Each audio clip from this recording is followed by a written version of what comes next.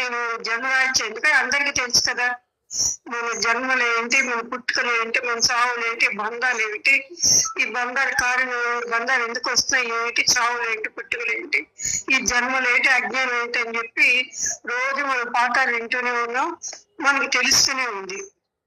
కానీ ఏంటంటే మనం ఆచరణ టైం కల్లా మనం ఇంకా 4 అడుగులు వెనక వేసేస్తున్నాం. ఎందుకంటే అందరికి సమాధి వచ్చిందంటారు, బాగుందంటారు, అంతా బాగుంది. కానీ ప్రాక్టికల్ గా మనం వ్యవహారంలో వచ్చినప్పుడు అది మనం దాంట్లో నిలుపుకోలేకపోతున్నాం. ఎందుకు కారణం ఏంటంటే మనకి బయట ఉన్న వ్యామోహం, బయట ఉన్న ఆకర్షణ విషయాల మీద, అందులో జగత్ అనేది ఏంటో రంగుల ప్రపంచం లాంటిది. రెండోగా నేను అది ఇవన్నీ ఉండేసరికి వాళ్ళు చాలా మందికి దేహం మీద ఉన్న ధ్యాస దాని మీద ఉండట్లేదు. అసలు సత్యం ఏంటి, అసలు సత్యం అనేది నువ్వు ఉండడము చిట్టు చైతన్యంగా